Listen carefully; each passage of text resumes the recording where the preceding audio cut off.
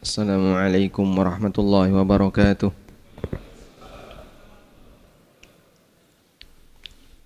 Alhamdulillahi haqqa hamdih. Wa ashhadu an la ilaha illallah wahdahu la syarika lah, ta'ziman li majdih. Wa ashhadu anna Muhammadan abduhu wa rasuluh. Salawatu rabbi wa salamu alaihi wa ala alihi wa ashabihi wa man sara ala nahjihi wa istanna bi sunnatihi ila yaumiddin. Alhamdulillah, kita bersyukur kepada Allah Subhanahu wa taala. Allah bangunkan kita di pagi ini, lalu kita bisa beribadah bersama. Mudah-mudahan Allah Subhanahu wa taala jadikan hari-hari kita sebagai hari yang baik, hari yang penuh berkah, dan kita awali dengan ketaatan kepadanya.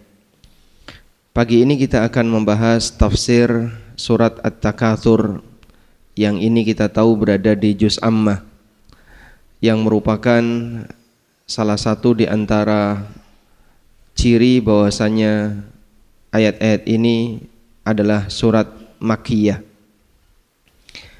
Dan pembagian tentang surat Makkiyah maupun Madaniyah adalah pembagian berdasarkan waktu turun, bukan berdasarkan posisi turun. Semua surat maupun ayat yang turun sebelum Nabi SAW hijrah disebut sebagai surat Makkiyah. Sedangkan ayat maupun surat yang turun setelah Nabi SAW hijrah disebut surat atau ayat Madaniyah. Karena kalau berdasarkan posisi turun, tidak semuanya turun di Mekah dan Madinah. Terkadang turun di perjalanan, terkadang di daerah selain Mekah dan Madinah. Dan kita tidak mengenal ada surat Taifiyah atau surat mana lagi yang pernah dikunjungi Nabi SAW, Tabukiyah atau daerah-daerah yang lain. Maka pembagian Makkiyah dan Madaniyah yang lebih tepat bukan berdasarkan tempat turunnya, tapi lebih tepat adalah berdasarkan waktu turun. Oleh karena itu surat Idza Jaa Nasrullahi wal Fath itu turun di mana? Turun di Mekah ketika Nabi SAW sedang haji. Meskipun turun di Mekah, tapi karena turun ketika haji, berarti setelah atau sebelum hijrah? Setelah hijrah. Maka dia masuk Madaniyah atau Makkiyah? Lebih tepatnya masuk Madaniyah karena turun pasca hijrahnya Nabi SAW. Dan kita tahu bahwa kejadian Fathu Mekah, Idza Jaa Nasrullahi wal Fath, yang diceritakan di surat An-Nasr, yang diceritakan di surat Idza Jaa Nasrullah, adalah kejadian setelah hijrahnya Nabi SAW. Selanjutnya kita akan melihat perenungan dari ayat ini.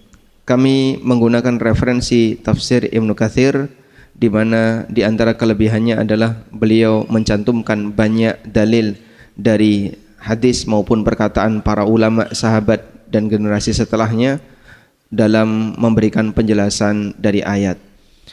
Allah Ta'ala berfirman, Alhaakumut takatsur hatta zurtumul maqabir kalla sawfa ta'lamun thumma kalla sawfa ta'lamun kalla law ta'lamun ilmal yaqin latarawunnal jahim thumma latarawunnaha 'ainal yaqin thumma latus'alunna yawma idzin 'anin na'im. 8 ayat dan semuanya pendek-pendek yang menceritakan tentang bagaimana kondisi manusia ketika hidup dan interaksi mereka terhadap dunia, dan menceritakan tentang akhir kondisi mereka ketika di yaumil qiyamah. Apa yang akan mereka dapatkan ketika di hari kiamat disebabkan karena dunia yang dulu melalaikan mereka. Di bagian awal Allah Subhanahu wa taala menyebutkan tentang kondisi manusia. Alhaakumut takatsur. Praktek at-takatsur, banyak mengumpulkan harta, mencintai dunia, bermegah-megahan terhadap dunia, telah menyebabkan kalian terlalaikan dengan kematian. Ibnu Katsir mengatakan, syagalakum hubbud dunya wa na'imuha wa zahratuha an talabil akhirah. kecintaan kalian terhadap dunia, kenikmatan dunia, dan kesibukan kalian terhadap kegiatan duniawi telah melalaikan kalian untuk mencari akhirat. Wa tumadi bikum dzalika hatta ja'akumul maut, dan itu terus menerus kalian lakukan sampai datang kematian kepada kalian. Wa zurtumul maqabir, dan kalian mengunjungi kuburan, artinya dimakamkan. Wasirtum min ahliha, dan kalian menjadi bagian dari ahli kubur. Demikian tafsir global yang disampaikan oleh Ibnu Katsir. Lalu beliau menyebutkan beberapa riwayat baik dari hadis maupun perkataan para ulama. Disebutkan dalam riwayat Ibnu Abi Hatim dari Zaid bin Aslam dari ayahnya bahwa Rasulullah sallallahu alaihi wasallam pernah bersabda, "Alhaakumut takatsur 'anit ta'ah." Berlomba-lomba mengumpulkan harta telah melalaikan kalian dari praktek ketaatan. Hatta zurtumul maqabir, sampai kalian mengunjungi kuburan. Ay hatta ya'tiyakumul maut, maksudnya adalah sampai datang kematian kepada kalian. Baik, ini tafsir yang pertama, dan ini tafsir jumhur para ulama, bahwa yang dimaksud at-takatsur di situ maknanya adalah berlomba-lomba mengumpulkan harta, berlomba-lomba mencintai dunia, dan yang dimaksud zurtumul maqabir adalah kematian. Al-Hafidz Ibnu Katsir menyebutkan tafsir yang kedua. Tafsir yang kedua, beliau mengutip keterangan Ibnu Abi Hatim dari Ibnu Buraidah. Ibnu Buraidah menceritakan surat At-Takatsur turun berkaitan dengan kasus. Ada dua kabilah di kalangan kabilah Ansar yang mereka saling membanggakan dengan jumlah penduduknya dan orang-orang yang terhormat yang ada di kabilahnya. Kabilah pertama mengatakan, di tengah kami penduduknya ada sekian. Ada si fulan, si A, si B, yang mereka adalah orang-orang yang berjasa bagi penduduk Ansar. Kabilah yang kedua mengatakan yang sama. Di tempat kami jumlah penduduknya lebih banyak. Dan di tempat kami ada si A, si B, si C, orang-orang yang dulu pernah berjasa bagi kota Madinah. Akhirnya mereka membuktikan, baik kalau begitu kita buktikan orang-orang hebat yang ada di kabilah kamu. Mari kita datang ke kuburan. Hatta zurtumul maqabir. Lalu mereka pun datang ke kuburan. Lihat kuburan ini, jumlah kuburan kami lebih banyak, berarti penduduk kami lebih banyak.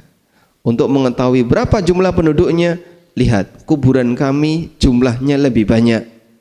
Yang mati saja segitu, maka yang hidup lebih banyak.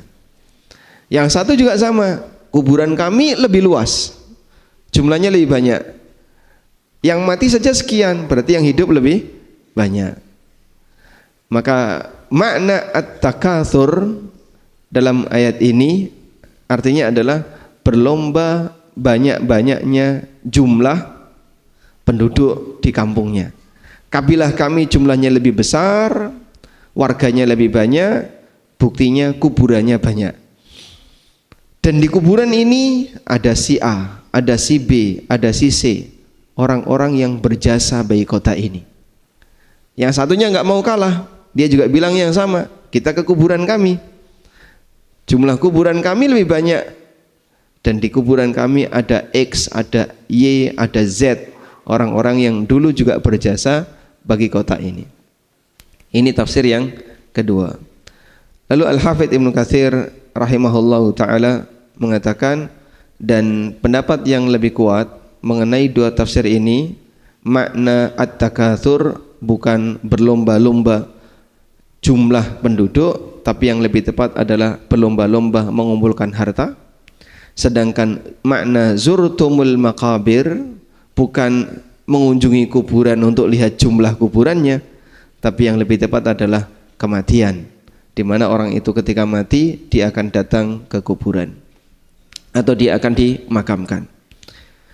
Selanjutnya, ada satu renungan yang disampaikan oleh Syekhul Islam.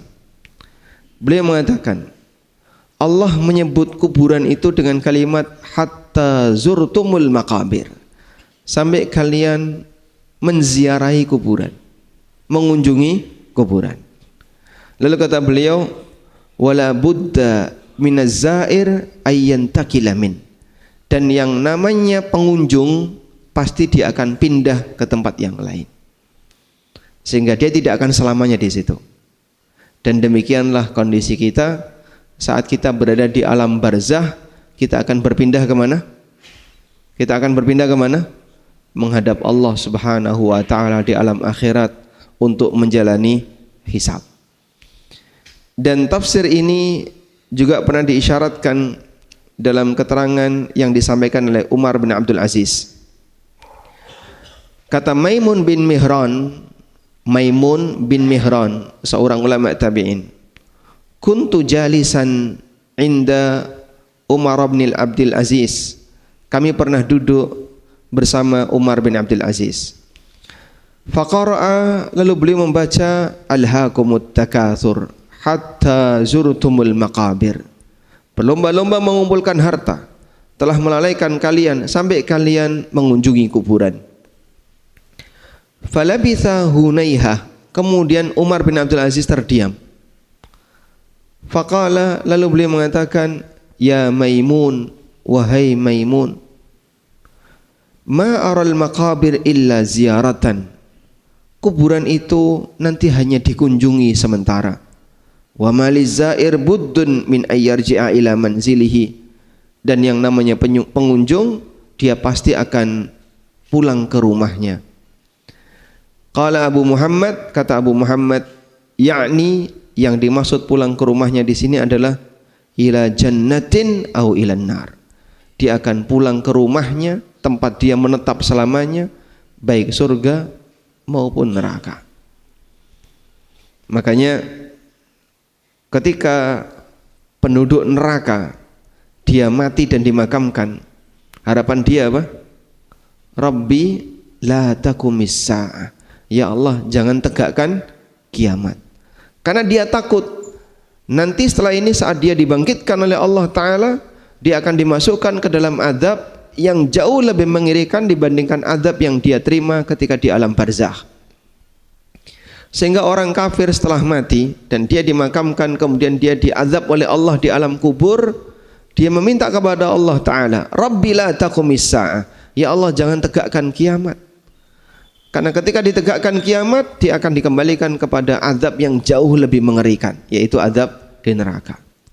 Sebaliknya, penduduk surga ketika dia berada di alam barzah, dia minta kepada Allah Subhanahu wa ta'ala, Rabbi aqimis sa'ah la'alli arji'u ila ahli wa mali, ya Allah segera tegakkan kiamat, segera tegakkan kiamat agar aku bisa kembali ke harta dan keluargaku, agar aku bisa kembali untuk menemui keluargaku dan mendapatkan hartaku. Maksudnya harta yang ada di mana? Di surga. Karena mereka sudah ditampakkan oleh Allah Subhanahu wa ta'ala tempat mereka ketika di surga. Tayyib. Selanjutnya jamaah, Al-Hafidz Ibnu Katsir menyebutkan beberapa riwayat yang menceritakan tentang bagaimana praktek manusia dalam berlomba mengumpulkan harta. Beliau menyebutkan sebuah hadis dari Abdullah bin Syikhir radhiyallahu anhu. Kata Abdullah bin Syikhir, hadisnya riwayat Ahmad, intahaitu ila Rasulillah sallallahu alaihi wasallam. Aku pernah mendatangi Nabi sallallahu alaihi wasallam. Dan saat itu beliau membaca Alhaakumut Takatsur. Lalu Nabi sallallahu alaihi wasallam terdiam. Selesai beliau membaca satu ayat, Nabi sallallahu alaihi wasallam terdiam. Faqala, kemudian Nabi sallallahu alaihi wasallam mengatakan, yaquli ibnu Adam, mali mali. Manusia selalu mengatakan, ini hartaku, ini hartaku. Ini propertiku. Ini tanahku, ini rumahku. Ini kendaraanku, ini mobilku, ini uangku, ini tabunganku. Manusia selalu mengatakan demikian. Pak, ini tanah siapa? Itu tanah saya. Ini rumah saya, ini milikku, ini milikku. Wa hallaka mim malika. Kemudian Nabi SAW mengatakan, bukankah hakikat dari hartamu itu, wahai manusia, illa ma akalta fa'afnaita wa ma labista fa'afnai wa ma labista fa'ablaita wa ma tasaddaqta fa'amdaita. Hakikat dari hartamu, wahai manusia, hanya ada 3 kemungkinan. Yang kau makan sampai habis, yang kau pakai sampai rusak, dan yang kau sedekahkan sehingga abadi di yaumil qiyamah. Sementara apa yang kau kumpulkan itu bukan hartamu, karena belum tentu kau menikmatinya. Cuman pinter ngumpulin dalam jumlah banyak, tapi dia tidak bisa menikmati. Punya villa di Bogor, berangkat ke sana kena macet, pulang kena macet. Dia sudah tersiksa untuk menuju villa dengan aneka kemacetan. Akhirnya lama-lama bosan ya, sehingga malas karena terlalu sering kunjung ke sana, ngapain juga. Maka cuman dibiarin. Siapa yang menikmati? Tukang kebun. Sementara dia tidak menikmatinya. Terbukti banyak orang yang pinter nyimpen dan pinter ngumpulin, tapi dia tidak memanfaatkan. Disebabkan karena dia seneng ngumpulin, kumpulin. Kemudian dipakai untuk cuci uang, digunakan untuk bangun ini. Wujudnya ada, itu kepemilikan atas nama dia atau atas nama tetangganya atau atas nama temannya, tapi dia tidak pernah memanfaatkannya. Disebutkan dalam hadis yang lain dari Abu Hurairah radhiyallahu anhu yang diriwayatkan oleh Muslim, Rasulullah sallallahu alaihi wasallam bersabda, yaqulul abdu, hamba itu selalu mengatakan, mali, ini hartaku. Dia kumpulin. Wa innama lahu mim malihi thalas. Padahal hakikat dari hartanya itu cuma ada 3 kemungkinan. Lalu Nabi SAW mengatakan, ma akala fa'afna, au labisa fa'abla, au tasaddaqa faqtana, wa ma siwa dhalika fadhahibun wa tarikuhu linnas. Hakikat dari hartanya adalah apa yang dia makan sampai habis, yang dia pakai sampai rusak, yang dia sedekahkan sehingga dia rawat sampai akhirat. Wa ma siwa dzalik, sementara yang selain 3 ini, dzahibun wa tarikuhu linnas, semuanya akan lenyap dan dia tinggalkan untuk yang lain. Demikianlah kondisi yang kita ketahui dari umat manusia. Begitu selesai dia kumpulkan, terus mati. Setelah mati, dia diantarkan ke kuburan. Apa saja yang mengiringi dia ketika ke kuburan, Pak? Apa saja yang mengiringi dia ketika ke kuburan? Ada 3 hal. Nabi SAW menyebutkan dalam hadis riwayat Bukhari, yadba'ul mayyita thalathah. Ada 3 hal yang akan mengiringi mayit ketika ke kuburan. Fayarji'u itsnan wa yabqa ma'ahu ahid. Yang 2 balik, yang 1 yang menemani dia di alam kubur. Yadba'uhu ahluhu wa maluhu wa amaluhu. 3 hal yang mengiringi dia ke kuburan, apa saja? Keluarganya, hartanya, amalnya. Keluarga dan hartanya, keluarganya ikut ke kuburan. Hartanya, mobilnya dipakai untuk mengantarkan para peziarah atau para pentakziah ke kuburan. Terus apalagi hartanya? Kadang ada yang bawa aneh-aneh ya. Kalau ahlu sunnah nggak pakai bawa-bawa kayak gitu, tapi yang jelas mobilnya dibawa. Kadang dikasih jarik, dikasih penutup-penutup kain, dan nanti akan dibawa pulang. Lalu kata Nabi SAW, fayarji'u ahluhu wa maluh. Mobilnya tidak ikut dimakamkan, Hartanya tidak ikut dimasukkan ke dalam kuburan, keluarganya juga tidak ikut menemani di dalam kuburan. Keluarganya dan mobilnya balik pulang. Wa yabqa amaluhu, sementara yang membersamai dia adalah amalnya. Dan ini bukti bahwa ketika seorang hamba mengumpulkan dalam jumlah banyak, tidak ada yang bisa dia manfaatkan karena dia tinggalkan untuk orang lain. Namun semangat semacam ini tidak pernah selesai sampai manusia disumpal tanah.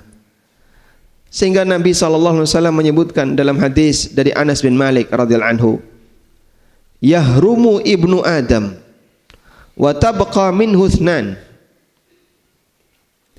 Manusia akan menua. Manusia akan menua. Makin lama makin tua. Dan yang namanya makin tua seharusnya melemah. Fisik manusia melemah semakin tua, namun ada dua hal yang gak pernah tua. Karena semangatnya terus bertahan seperti semangat anak muda. Apa itu? Al-hirsu wal amal.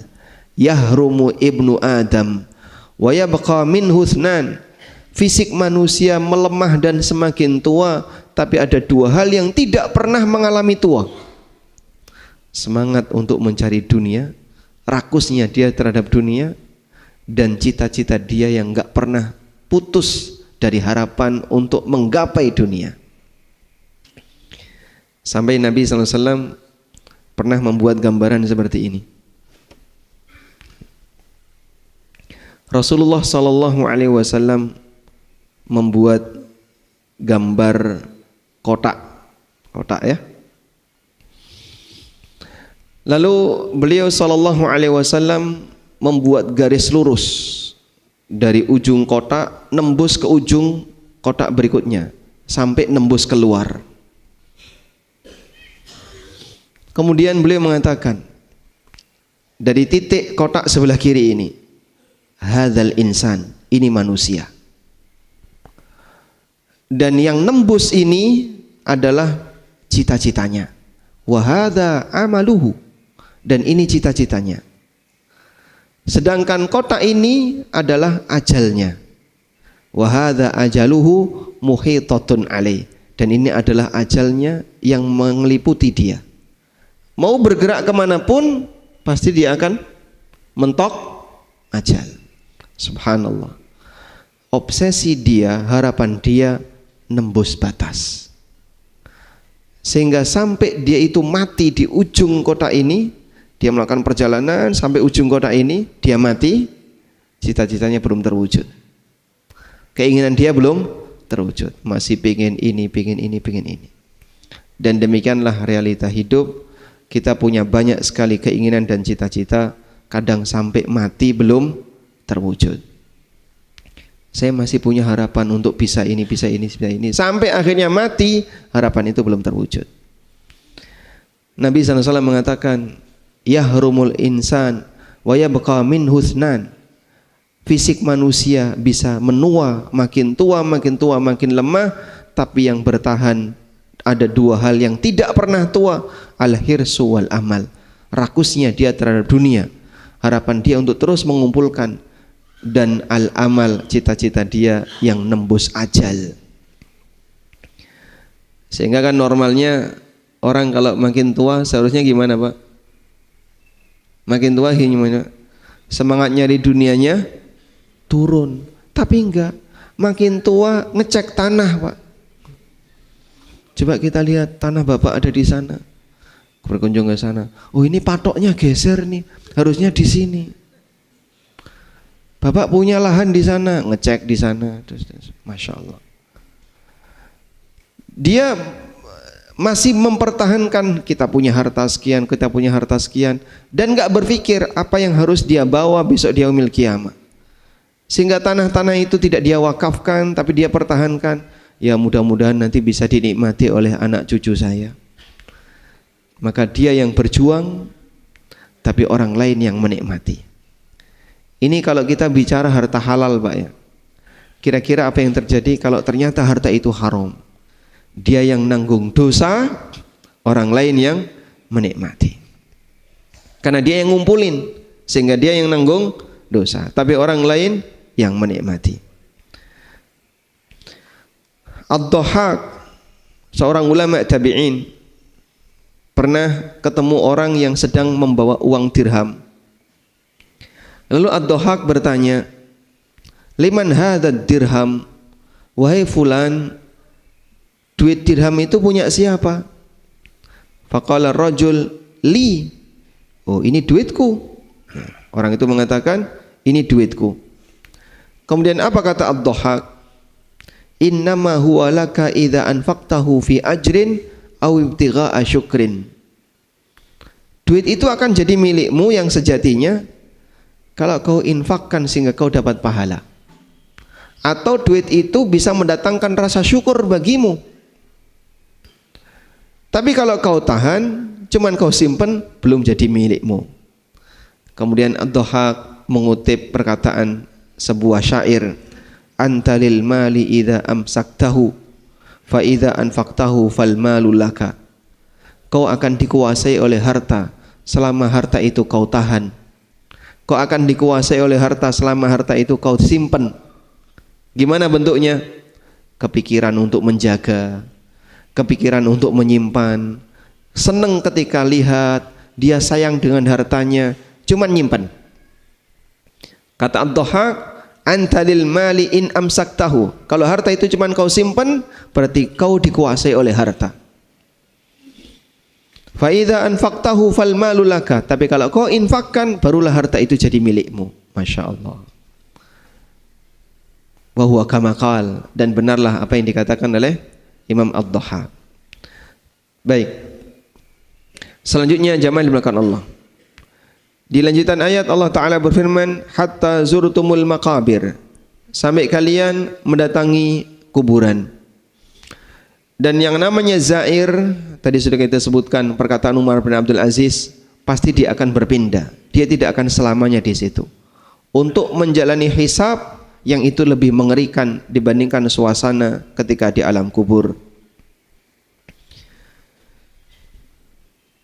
Kalla saufa ta'lamun. Sekali-kali tidak. Mereka akan mengetahui, kalian akan mengetahui. Mengetahui apa? Mengetahui kondisi ketika di yaumil qiyamah. Tsumma kalla saufa ta'lamun. Dan diulang lagi oleh Allah Ta'ala. Kemudian sekali-kali tidak, kalian akan mengetahuinya. Al-Hafidh Ibnu Katsir rahimahullah menyebutkan tafsir dari Imam Ad-Dhahhak.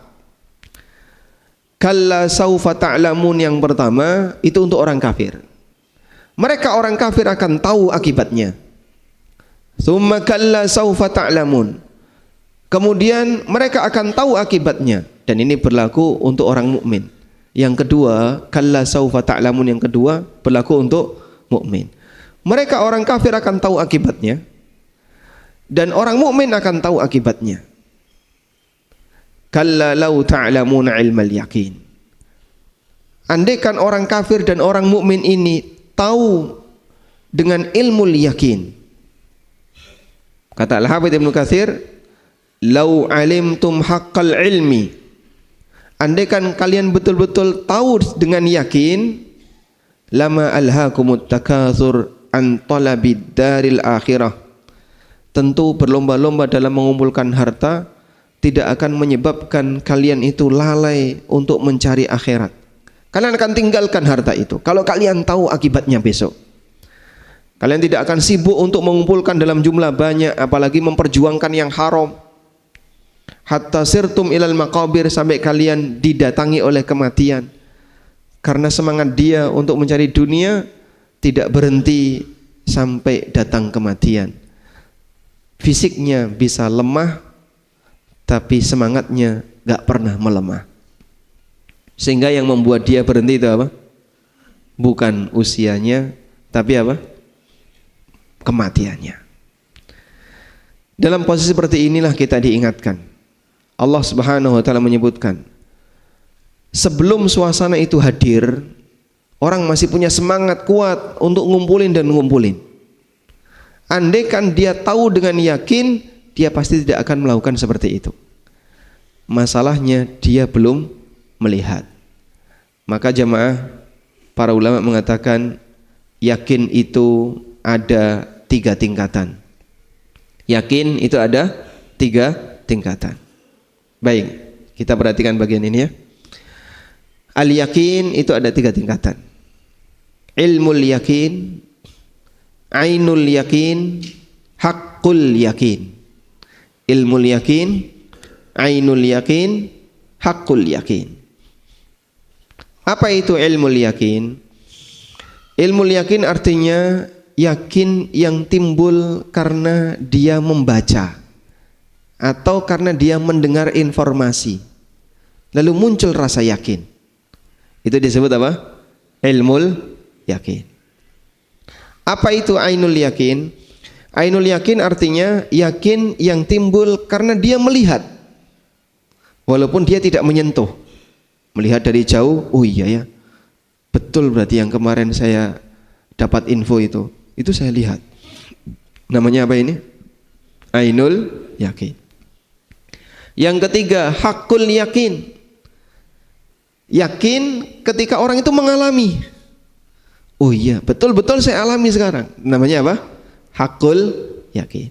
Sebagai contoh, ada orang tidak pernah umroh, tidak pernah haji. Dia dapat berita bahwa di Mekah itu ada Ka'bah. Saat dia mendengar berita itu, dia yakin bahwa Ka'bah ada di mana? Di Mekah. Anggap misalnya waktu itu belum ada TV ya. Sudah? Kemudian dia berangkat. Saat dia berangkat, dari kejauhan dia melihat ada Ka'bah.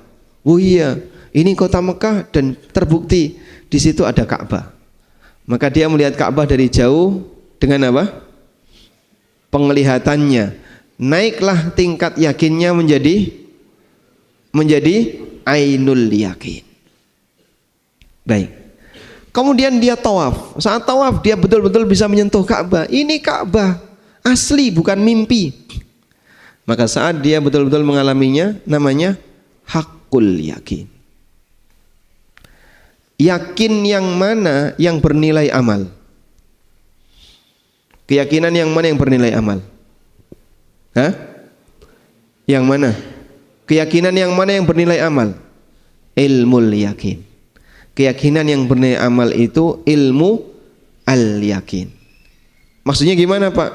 Karena hamba itu kalau sudah ditampakkan oleh Allah hal yang gaib, kejadian-kejadian yang sekarang tidak terlihat ketika di dunia, nggak berlaku lagi ketaatan. Sehingga setelah mati ditampakkan surga, ditampakkan neraka. Ada malaikat yang dia lihat, ada kejadian-kejadian luar biasa yang dia lihat. Calon hukuman dia lihat, calon nikmat dia lihat. Baik, kapan itu? Setelah dia mati. Apakah orang kafir bisa beriman ketika dia melihat kejadian seperti itu? Tidak bisa. Sehingga taubat manusia sudah ditutup oleh Allah ketika matahari sudah terbit dari barat. Ketika itu semua orang mengatakan kami beriman, tapi imannya tidak diterima karena kalian sudah melihat langsung kebenaran yang dulu pernah disabdakan oleh Nabi SAW.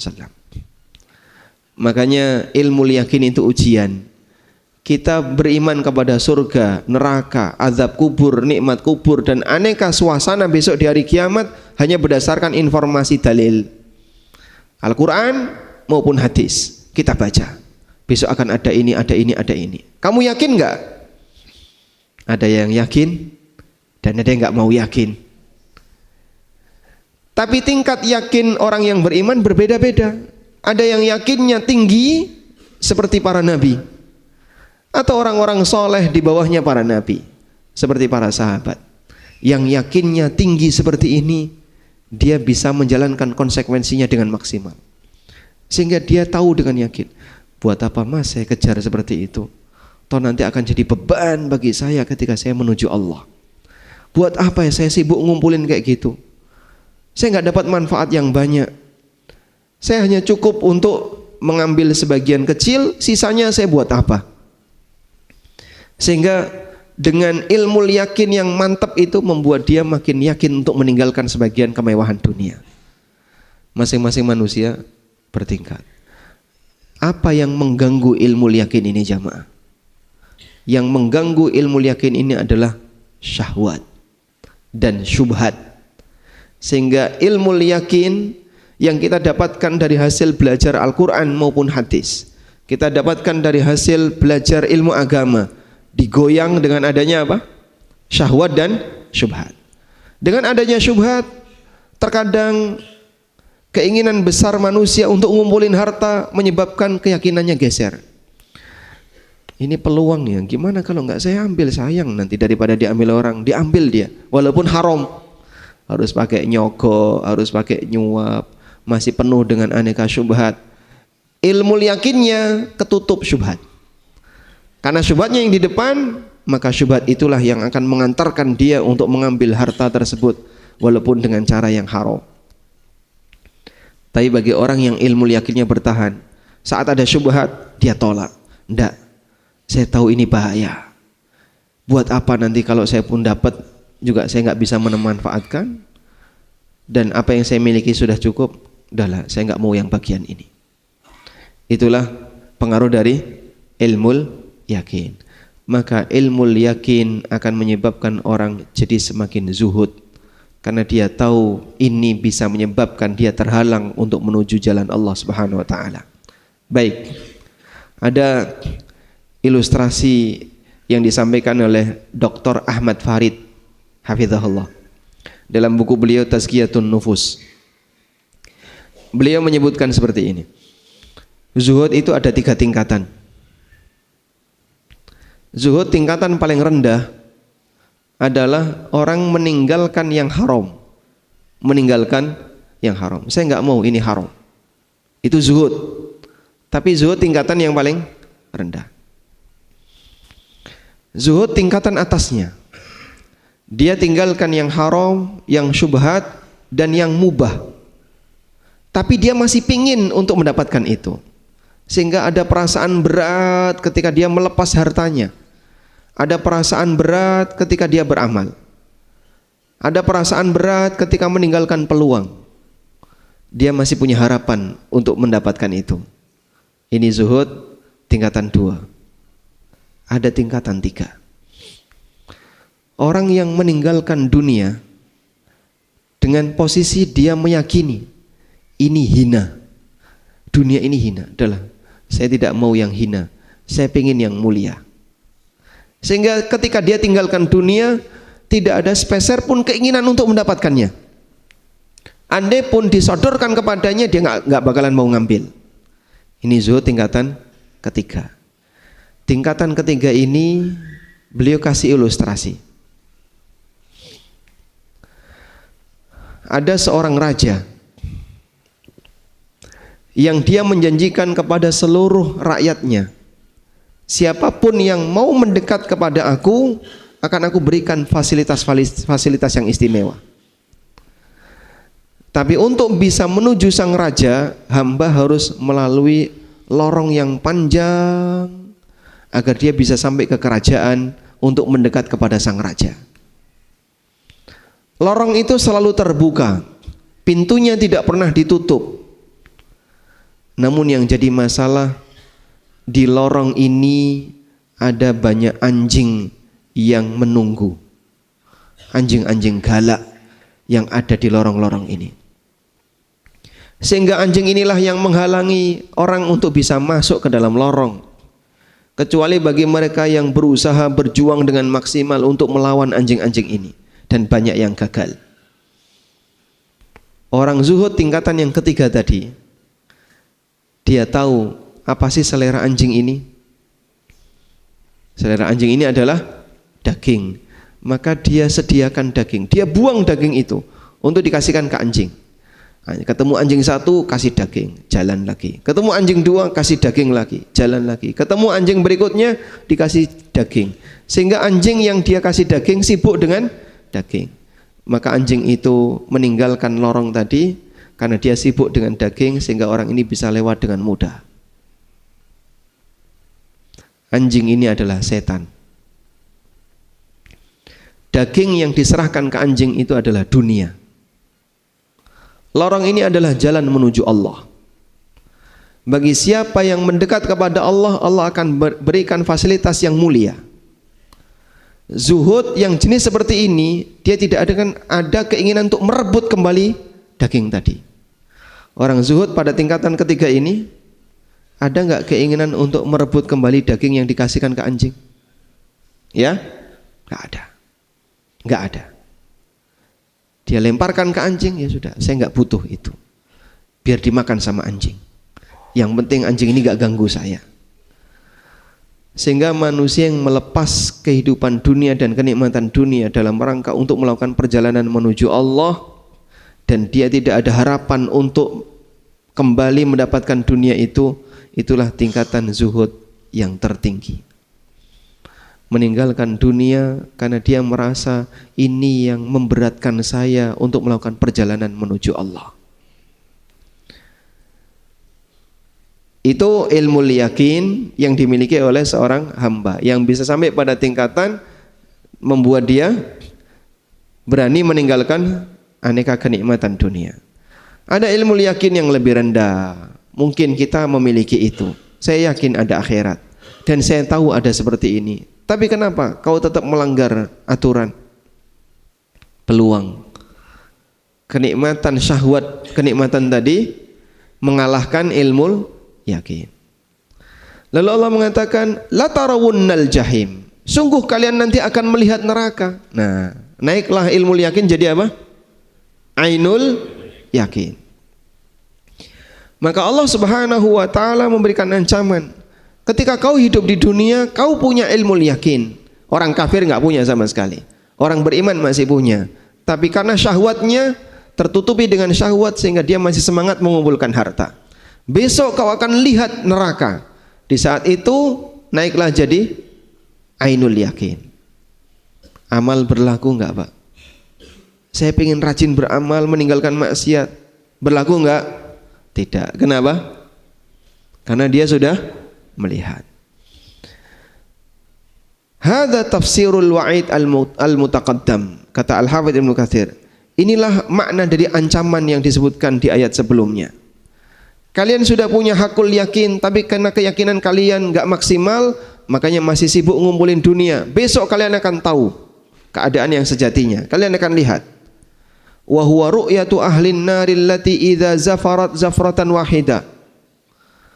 Di saat mereka melihat neraka, yang ketika neraka itu mengeluarkan suara gemuruh walaupun sekali, semua makhluk akan ketakutan. Semua makhluk akan ketakutan. Termasuk manusia yang mereka takut ketika melihat neraka. Bagaimana kondisi neraka, jamaah? Neraka itu melihat kita. Dan kita melihat neraka. Jadi saling melihat. Bapak bayangkan ya, ada binatang buas yang dia mau lepas di dalam sangkarnya, dia mau lepas, berusaha untuk mendobrak, tapi matanya mengarah ke kita. Wah, berarti saya jadi sasaran dia. Padahal dia binatang buas yang sebentar lagi mau lepas. Kira-kira kita gimana, Pak? Hah? Kita gimana, Pak? Kita akan ketakutan. Walaupun binatang buas itu belum lepas. Sebelum hamba dimasukkan ke dalam neraka, neraka lihat dia. Neraka bisa melihat. Allah Ta'ala berfirman, wa idza ra'athum mim makanin ba'idin sami'u laha taghayyudan wa zafira. Pada saat neraka itu melihat calon penghuninya dari tempat yang jauh, neraka melihat calon penghuninya dari tempat jauh, penghuninya lihat, loh kok neraka lihat saya? Neraka lihat calon penghuninya ngelihat neraka melihat dia. Takutnya gimana kira-kira? Itulah suasana di padang mahsyar. Sebelum calon penghuninya masuk ke dalam neraka, dia sudah diincim sama neraka. Kamu tak makan nanti. Padahal itu dari jauh. Sami'u laha taghayyudan wa zafira. Maka mereka para calon penghuni neraka ini melihat gemuruhnya neraka makin kuat. Di saat neraka itu melihat calon penghuninya. Maka pada kondisi seperti itu hamba tidak bisa berbuat apa-apa karena amal sudah tidak lagi berlaku. Tsumma la tarawunnaha 'ainal yakin. Kemudian sungguh kalian nanti akan melihat neraka dengan ainul yakin. Kalian akan sungguh melihatnya dengan mata kalian. Dan Allah Subhanahu wa taala mengatakan, apakah ini mimpi? Bukan, itu realita. Kenyataan. Yang kau lihat itu kenyataan, bukan mimpi. Tsumma latus'alunna yauma idzin 'anin na'im. Dan disinilah hasil akhir dari semuanya. Kalian akan ditanya oleh Allah Subhanahu wa taala dengan semua kenikmatan yang Allah telah berikan kepada kalian. Seperti apa Pak kenikmatan yang akan ditanya oleh Allah Subhanahu wa taala?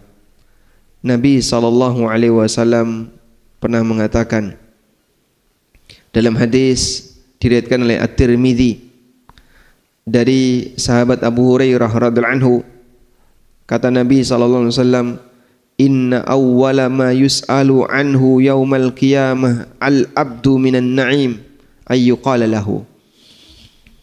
Kenikmatan dunia pertama kali yang akan ditanyakan oleh Allah kepada para hamba, dia akan ditanya oleh Allah, alam nusihha laka jismak wa nurwika minal ma'il barid.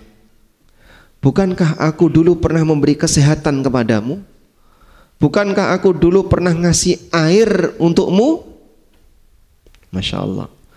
Sehat yang mungkin kita nggak pernah terpikir itu akan dihisap. Air minum Pak, coba air minum ini ya. Yang cuman kita minum nggak ada rasa, rasanya minum. Manis, tawar. Ya. Tawar itu rasa ya. Ya, rasanya tawar. Dihisap. Ini dihisapnya. Apalagi ya, nasi kotak yang nanti barusan datang ya. Apalagi kopi burjo yang nanti akan di dalam ya. Masya Allah. Nasi kerawu juga. Dan aneka kenikmatan yang lebih dari itu. Jika sehat dan air putih ditanya oleh Allah, apalagi yang lebih dari itu. Karena itu Nabi SAW pernah memberikan peringatan kepada dua sahabat mulianya, Abu Bakar dan Umar. Siang hari beliau keluar rumah karena lapar. Lalu beliau jalan, ketemu Abu Bakar. Maka beliau bertanya kepada Abu Bakar As-Siddiq radhiyallahu anhu, apa yang menyebabkan kamu keluar di siang-siang seperti ini? Abu Bakar mengatakan, al-ju' ya Rasulullah. Lapar ya Rasulullah. Ayo ikut saya. Kemudian Nabi SAW dan Abu Bakar jalan bareng. Kemudian ketemu Umar. Siang-siang ada di luar. Nabi SAW mengatakan, ma akhrajaka ya Ibnal Khattab. Kamu ngapain keluar siang-siang kayak gini? Karena umumnya siang itu istirahat. Siang-siang cuaca panas, umumnya orang sana istirahat. Kok siang-siang di luar kenapa? Apa jawab Umar? Al-ju' ya Rasulullah. Lapar ya Rasulullah. Masya Allah. Kita nggak pernah Pak ngalamin kayak gitu Pak ya? Pernah nggak Pak lapar terus keluar? Keluar jajan kan? Tapi ini keluar karena nggak punya apa-apa. Makanan di rumah nggak ada. Keluar juga nggak ada apa-apa. Namun Nabi SAW mengajak mereka untuk berkunjung ke salah satu rumah orang Ansor. Rasulullah SAW mengatakan, akhrajanil ladzi akhrajakuma. Yang menyebabkan aku keluar juga apa yang menyebabkan kalian berdua keluar. Kalian merasakan lapar, aku juga sama merasakan lapar.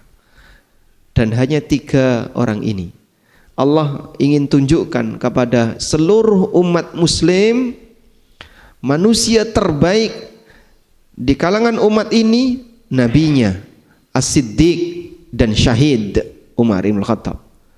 Keluar rumahnya karena nggak punya makanan, nggak punya apa-apa yang bisa dipakai untuk jajan. Akhirnya mereka bertiga datang ke mana? Ke rumahnya Abu Ayyub Al-Ansari. dikasih minum, kemudian dikasih anggur, lalu dikasih daging kambing, sampai akhirnya mereka kenyang semuanya, dikasih susu juga, sampai akhirnya mereka kenyang. Baik, makan karena lapar, makan karena selera, mana yang lebih beralasan? Mana yang alasannya lebih kuat? Lapar. Normal makan karena lapar itu normal, wajar.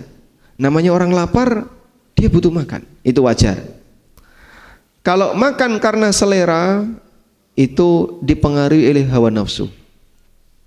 Ya, lebih dipengaruhi oleh hawa nafsu. Kenapa kau makan? Saya udah kenyang sebenarnya, tapi kenapa masih pengen makan? Enak. Dia merasa dia udah kenyang, dia belum lapar, tapi ada makanan tetap dia makan. Alasannya apa? Karena enak. Sehingga kalau kita bicara mana yang lebih beralasan, jawabannya yang pertama lebih beralasan. Lebih beralasan itu begini, Pak. Kalau dia sampaikan alasan itu lebih bisa diterima daripada alasan yang kedua. Jika yang karena lapar saja nanti dihisap oleh Allah, apalagi makan bukan karena lapar.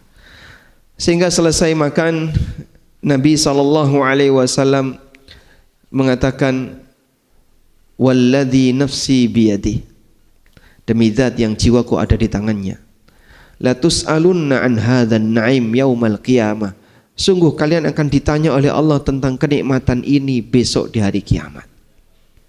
Akhrajakumul ju', kalian keluar karena rasa lapar, kalian keluar dari rumah kalian karena rasa lapar. Lalu Allah Subhanahu wa taala memberikan kenikmatan ini sampai kemudian kalian kenyang, dan Allah akan tanya tentang ini. Masya Allah. Jadi apa yang bisa kita selamatkan kalau yang kecil-kecil kayak gini saja ditanya oleh Allah, sampai pun air yang kita minum juga akan ditanya oleh Allah Subhanahu wa taala. Maka kita mohon kepada Allah, mudah-mudahan kita selamat besok di akhirat. Kalaupun kita tidak bisa menghindari hisab, minimal jangan sampai harta yang kita punya menjadi sumber musibah dan bencana di yaumil qiyamah. Wallahu a'lam, wa sallallahu ala nabiyyina Muhammadin wa ala alihi wa sahbihi wasallam. Belum bisa, baik. Coba. Bismillah. Assalamualaikum warahmatullahi wabarakatuh. Waalaikumsalam warahmatullahi wabarakatuh. Terima kasih Ustaz atas paparannya dari tafsir surat At-Takasur. Semoga dengan penjelasan ini bisa menambah keyakinan kita dan keistiqomahan kita dalam beribadah. Ada satu pertanyaan yang saya ingin tanyakan, Ustaz.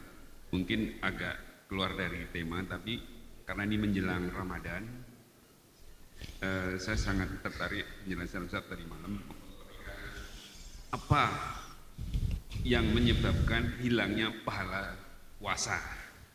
Yang kedua, apa ritual-ritual sebelum puasa? Karena kalau di Jawa dulu sering ada padusan, terus berkunjung ke makam. Apakah itu sesuai syariat? Itu tadi pertanyaan. Assalamualaikum warahmatullahi wabarakatuh. Waalaikumsalam warahmatullahi wabarakatuh. Jamaah di sini ikut tadi malam? Jawabannya ada di kajian tadi malam ya. Itu yang ringkas. Baik. Ada pembatal amal dan ada pembatal pahala amal. Ini dua hal yang berbeda. Pembatal amal adalah perbuatan yang jika dilakukan menyebabkan amal itu tidak sah. Seperti ketika sholat, ngentut, atau bicara, atau noleh, balik arah, dan seterusnya. Jika itu dilakukan maka amalnya tidak sah. Yang kedua, ada pembatal pahala amal. Bisa jadi amalnya tetap sah, tapi tidak ada pahalanya. Menggugurkan kewajiban tapi tidak ada pahalanya. Contoh ya, ada orang Jumatan, lalu di tengah khatib sedang berkhutbah, dia ngobrol, dolanan HP, ngobrol dan seterusnya. Gimana pahala Jumatannya? Hilang. Dia nggak dapat pahala Jumatan, meskipun dia dapat pahala sholat duhur. Namun pahala Jumatannya dia nggak punya. Karena dia ketika khotib sedang berkhutbah, dia ngobrol, ditinggal khotibnya. Ditinggal ngobrol, ditinggal dolanan HP dan seterusnya. Karena Jumatan itu ada khutbah, makanya dia harus memperhatikan khutbah. Hal yang sama juga ketika puasa. Saat puasa penuh dengan maksiat. Dia maksiat A, maksiat B, maksiat C, dan aneka maksiat dia lakukan. Saat penuh dengan maksiat, puasanya tidak berkualitas. Jalan-jalan ke mall, ngapain? Ngejar diskon. Masya Allah. Ngabuburit untuk nyari jajan. Sepanjang jalan ini Pak ya, rame nggak jajan Pak? Rame. Kapan itu? Ramadan menjelang buka. Ada ikhtilat nggak di situ Pak? Masya Allah. Penuh dengan ikhtilat, penuh dengan aurat, sehingga orang memperjuangkan puasa dari subuh sampai sore, rontok pahalanya di menjelang berbuka. Sangat disayangkan, sangat disayangkan. Rontok pahalanya menjelang berbuka, karena dia pakai untuk ikhtilat, dia pakai untuk nonton aurat dan seterusnya. Makanya nggak usah ngabuburit ya, datang aja ke masjid gratis. Alhamdulillah. Kemudian aneka budaya sebelum Ramadan, salah satunya padusan ya. Ini enggak tahu apakah di Jakarta ada Pak kayak gitu? Enggak ada. Adanya di Jogja dan sekitarnya. Enggak semua Jawa ada. Di Jawa Timur enggak ada. Yang saya tahu di Lamongan enggak ada. Saya baru pertama kali ngerti tentang padusan itu di Jogja. Wah, ada tradisi kayak gini. Dalam keyakinan mereka, sebelum masuk Ramadan mandi besar. Ini keliru, nggak ada tuntunannya seperti itu. Kamu kenapa mandi besar? Ya biar hilang hadas besar dan kecil. Kalau mau hilang hadas besar, seharusnya tadi sebelum sholat asar. Karena yang disyaratkan hilang hadas itu apa? Sholat. Kalau puasa tidak harus hilang hadas. Sehingga bukan syarat puasa, bukan kewajiban puasa, tidak boleh hadas dari subuh sampai maghrib. Nggak kuat Pak ya.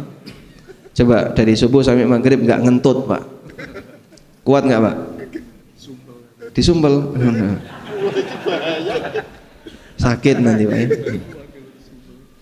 Walhamdulillah nggak ada syariat seperti itu. Manusia tidak akan kuat untuk melakukan itu.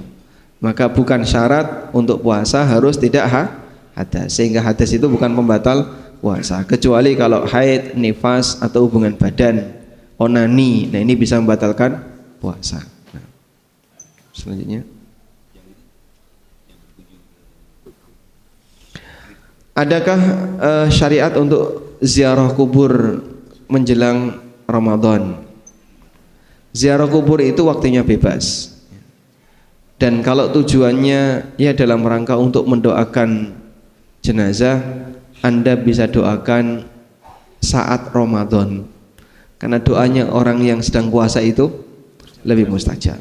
Sehingga saat Ramadan sore hari, yang itu adalah waktu di mana kita sudah merasakan lapar yang lebih, hausnya lebih, datang ke kuburan doa. Itulah ziarah kubur yang lebih tepat, bukan di waktu tertentu atau menjelang Ramadan. Nah masalahnya kenapa kok ada praktek kayak gitu? Karena orang meyakini bulan Sya'ban itu bulan arwah, di mana arwah itu pulang ke rumahnya. Makanya disebut bulan ruah. Berruah poso. Ruah dari kata arwah, karena arwah ketika itu pulang ke rumah. Parah yang kayak gini nih. Makanya di Indonesia itu banyak yang lucu-lucu Pak. Kok bisa arwah itu pulang ke rumah? Iya Pak, dia pulang untuk melihat situasi kondisi rumahnya. Andai kan arwah itu bisa balik ke muka bumi, bisa balik ke dunia, dia akan nambah amal. Amal apa yang akan dia kerjakan? Jihad ke Palestina. Kami akan ganggu tentara Israel. Karena dulu kita tidak pernah punya amal jihad melawan Israel. Gitu Pak. Ada nggak arwah datang ke Israel? Malah sibuk di rumahnya. Makanya itu bohong semua ya, dan itu berawal dari apa? Mitos. Satu Ustaz. Bismillahirrahmanirrahim. Ustaz izin bertanya, orang tua kami punya sebidang tanah bersertifikat. Lalu paman kami meminjam sertifikatnya untuk dia pinjam uang di tempat ribawi, bukan bank. Qadarullah paman tidak amanah sehingga sertifikat tertahan di instansi tersebut. Karena hutang tidak terselesaikan, apakah bentuk bukti kita jika bantu orang tua untuk melunasi hutang paman tersebut agar sertifikat tanah orang tua kembali? Jazakallahu khairan. Baik, Anda sebagai anak ketika berusaha untuk menyelamatkan sertifikat tadi karena tadi paman tidak amanah sehingga beliau menggunakan milik orang lain untuk kepentingan pribadi. Insya Allah yang dilakukan oleh anak ini termasuk kebaktian kepada orang tua. Apalagi jika tujuannya dalam rangka untuk islah. Udahlah daripada nanti bapak sama paman berantem, biar saya aja yang nutupin, selagi misalnya Anda mampu dan Anda tidak keberatan untuk melakukan itu. Insya Allah harta yang Anda keluarkan akan bernilai pahala besar karena yang Anda lakukan mengeluarkan uang untuk mengislahkan hubungan. Silaturahmi tetap terjaga dengan baik, kemudian bapak merasa bangga dan bahagia karena hartanya tidak hilang, dan seterusnya. Sehingga insya Allah Anda sebagai anak turut dapat pahalanya. Tapi kalau bisa ditawar semaksimal mungkin untuk tidak ada ribanya ya. Makin tidak ada ribanya makin bagus. Wallahu a'lam. Ustadz izin bertanya, zakat mal. 1. Masa haul jatuh pada Ramadan bulan depan.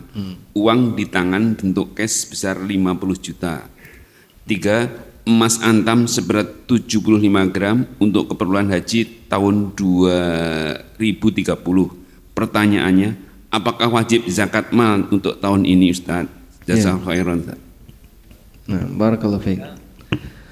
Coba kita hitung ya, emasnya tadi berapa?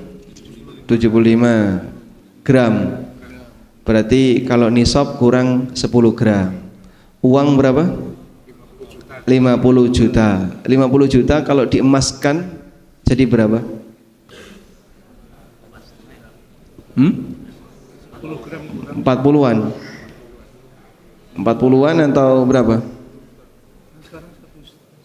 Sekarang 1,7.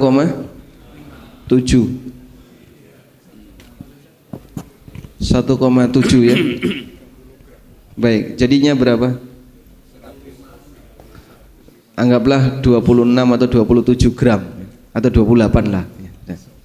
Berarti total emasnya di atas nisab jauh. Dah? Karena di atas nisab maka dia punya kewajiban zakat 2,5% dari total emas sama tabungan yang dia punya. Oh, tapi Pak ini kan rencana saya untuk dipakai haji. Nah kan belum kepakai.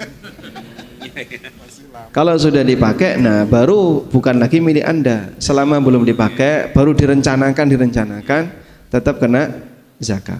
Sehingga Ramadan ini Anda nanti bayar zakat. Wallahu a'lam. Assalamualaikum Ustaz. Waalaikumsalam. Apa hukum jual beli di masjid yang statusnya masjid fasum seperti masjid-masjid di perumahan? Apa hukumnya jual beli seperti memasang poster atau spanduk atau bagi-bagi brosur di masjid fasum yang bukan wakaf, bukan masjid wakaf? Jazakallahu khairan. Justru yang kami tahu fasum, fasos itu wakaf. Itu kan milik negara ya. Fasum itu milik negara bukan? Fasilitas umum.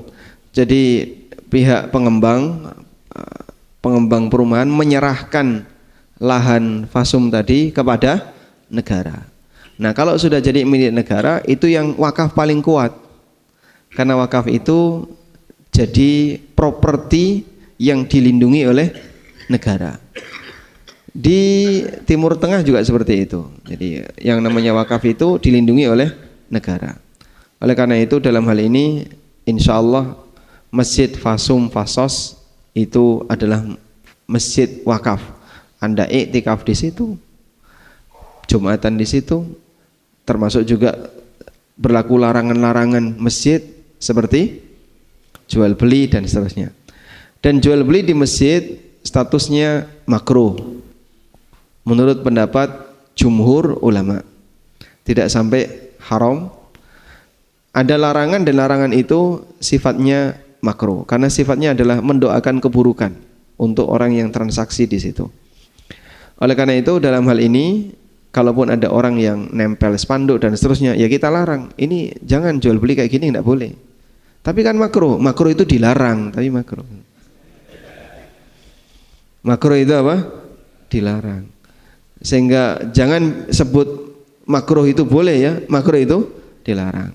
Maka tinggalkan, meskipun kalaupun dilanggar tidak sampai dosa. Wallahu a'lam.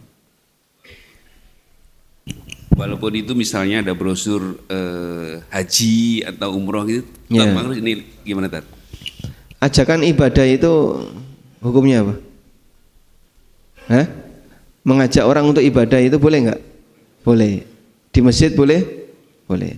Kalau ada brosur tulisannya ayo umroh, keutamaan umroh seperti ini, tapi nggak nyebut travel dan apa-apa, boleh ya. Jadi cuman ajakan mari kita umroh, keutamaan umroh, tapi nggak ada nama travel, nggak ada nomor HP, nggak ada apa, itu boleh. Berarti ini ajakan ibadah umroh. Tapi kalau ayo umroh bareng kami, nah itu beda bahasa. Kalau ini jualan jasa, bukan ajakan ibadah. Wallahu a'lam. Terakhir Ustaz. Assalamualaikum warahmatullahi wabarakatuh Ustaz. Waalaikumsalam warahmatullahi wabarakatuh. Ustadz izin bertanya, bagaimana menasihati saudara kita yang selalu membanggakan hartanya dan jabatannya, sedangkan dia selalu melihat orang berdasarkan dua hal itu, sehingga yang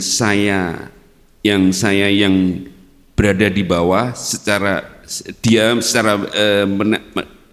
duniawi menasihatinya tapi ditolak. Jazal khair. Yang Anda alami banyak sekali terjadi di masyarakat kita karena alasan kalah status sosial, sehingga saat kita menasihati dia nggak mau dengar. Oleh karena itu mungkin sebagai edukasi, kalau Anda dikasih sama dia tolak, itu yang mungkin akan membuat dia sakit hati. Caranya kayak gitu dulu ya. Nah, saat dia sakit hati, maka ada dua kemungkinan. Anda akan dihormati sama dia. Oh, berarti orang ini memang serius nggak butuh harta. Atau kemungkinan yang kedua, dibenci. Nah, kemungkinan yang kedua, ketika dia benci, bisa jadi tidak bertahan lama. Dia akan mencari tahu. Ada satu kejadian yang dialami oleh Salim, anaknya Ibnu Umar, cucunya Umar bin Khattab radhiyallahu anhu, ulama tabi'in ya. Salim pernah beribadah di masjid. Lalu tiba-tiba beliau didekati oleh Khalifah Hisham bin Abdul Malik, salah satu khalifah Bani Umayyah. Kemudian Hisham menawarkan kepada Salim, wahai Tuan Salim, salni hajatan. Ini raja yang menawarkan ya. Bapak Imam Salim, Tuan Salim, minta apa? Nanti saya kasih. Apa kata Imam Salim? Inni astahyi minallah an as'ala ghairahu fi baiti. Aku malu kepada Allah kalau aku minta kepada selain Allah sementara aku sedang berada di rumah Allah. Maka rajanya mundur. Ditunggu sampai Imam Salim ini selesai ibadah, keluar dari masjid, dikejar sama raja. Al-ana qad kharajta, sekarang Anda sudah berada di luar masjid, silahkan minta. Salim bertanya, min hawaijid dunya am hawaijil akhirah? Yang harus saya minta kebutuhan dunia atau kebutuhan akhirat? Ya tentu saja kebutuhan dunia, akhirat saya nggak bisa. Kemudian Imam Salim mengatakan, amma wallahi inni la as'alu dunya mimman yamlikuha fa kaifa as'aluha mimman la yamlikuha. Tolong sadari ya, aku itu tidak pernah berdoa minta kepada Allah dunia padahal dia yang memilikinya. Bagaimana mungkin aku minta kepada yang tidak memilikinya? Kelekap sudah Pak. Coba raja mau bilang apa Pak? Ini raja loh ya. sehingga dunia datang kepadanya dalam kondisi terhina. Maka mungkin Anda ketika berinteraksi dengan orang ini, Anda perlu menghinakan dulu dunia dia. Saya nggak butuh dunia kamu. Diajak naik mobil dia, saya nggak butuh dunia kamu. Saya nggak butuh harta kamu. Sudah? Nah, dalam situasi seperti itu bisa jadi membuat dia jadi penasaran. Ini orang dikasih kok nggak mau, ini orang dikasih fasilitas kok nggak mau, kok nolak. Mungkin akan membuat dia jadi penasaran. Pernah satu ketika, ya ini pengalaman pribadi ya. Insya Allah. Perlu diceritakan nggak?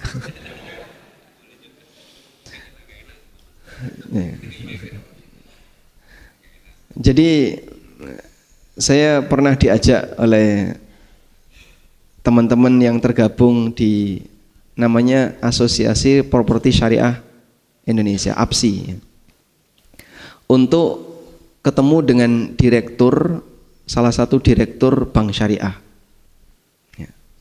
Kemudian kita berangkat, lalu diminta untuk masuk ke ruangan direktur. Itu nunggunya lama itu.